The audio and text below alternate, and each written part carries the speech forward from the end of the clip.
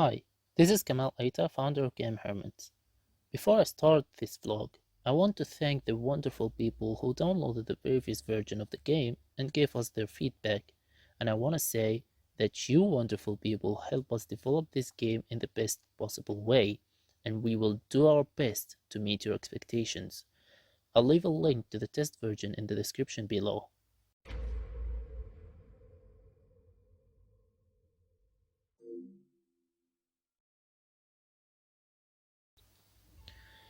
Although this is the first devlog for this game called Valkyrie, we've been already working for 5 months on the game and released 2 test versions.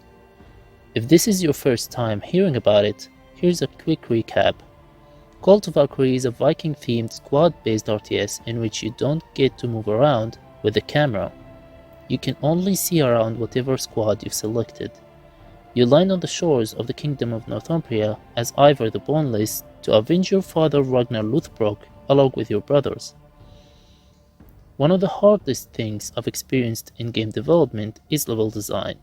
While programming comes natural to me, level design requires what people call an artistic eye, and I definitely lack this skill. However, reading more about the matter, I've noticed some great solo developers who developed such skill. So I thought I'd go for it myself, and here is how it went down. This first level is taking place in Edinburgh, where the Anglo-Saxons have built a castle on the beach. So I figured I'd start by looking at pictures of this place and try to capture the same feeling. I started by adjusting grass distribution, and I have to mention that the grass I'm using here is a free pack from Epic's marketplace, which is very great quality-wise and performance-wise. I approached this by painting scattered parts with grass across the map in a way that shows the landscape underneath, since this is pretty much a transition from a sandy beach to a green land, so it wouldn't really make sense to cover the land with dense grass. Next, I started adjusting the texturing of the landscape.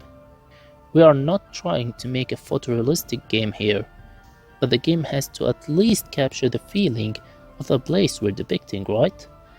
I went with the grassy block rock hills. It looked authentic and easy on the eyes. I had to put in mind that the camera is always going to be top down, so the parts that didn't need painting, I skipped them as it won't be visible anyway. Next, I focused on level borders, and this was the hardest thing ever. Let me clear something up. When you look at a level for so long, you start to feel that everything is unnatural and looks awful. And this led me to rework a lot of the level, then discard them because I felt they weren't good enough. This is why I advise you to always show your progress to someone, especially if they have a better artistic eye than yours. I was blessed with my partner Karim and our artist Yomna, who pointed out some bad spots and served as a fresh eye, looking at the level and giving an unbiased opinion. I knew that one end is going to be a peach, so I left it flat. I added some mountains on one side, and I didn't want to do the same on the other side, as it will feel unnatural and disconnected. However, I had no idea in mind, so I figured I'd look at some good RTS games and how they design the borders. So I asked you guys over on Discord to suggest RTS games for me to play, and I've got great suggestions which helped a lot. I settled on making a valley that should give the feeling of an extended open field which the player can only see some of. Of course, this took me some time to finish, although I still it can be further improved. It's just fine for this stage of the game.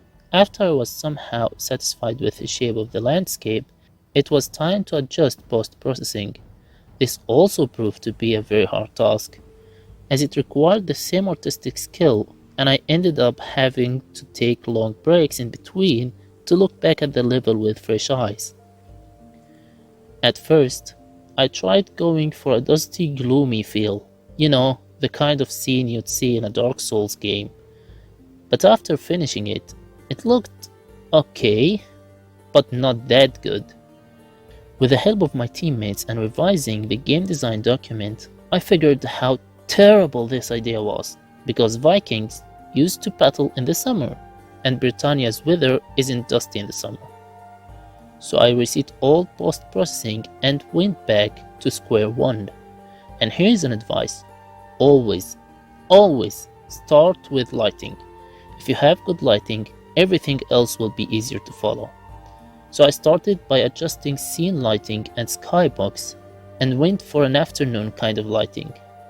Then I started hacking on the post-processing parameters again, and I went for a greener scene.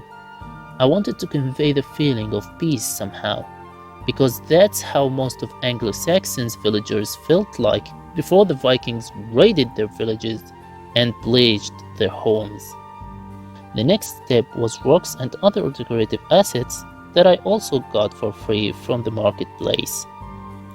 I wanted to block some parts on the beach and some parts on top of the hills, so I used rocks and tree branches to do so. I also took a few breaks in between and kept looking at pictures of similar landscapes. This made me able to have rocks and other assets feel more natural within the level.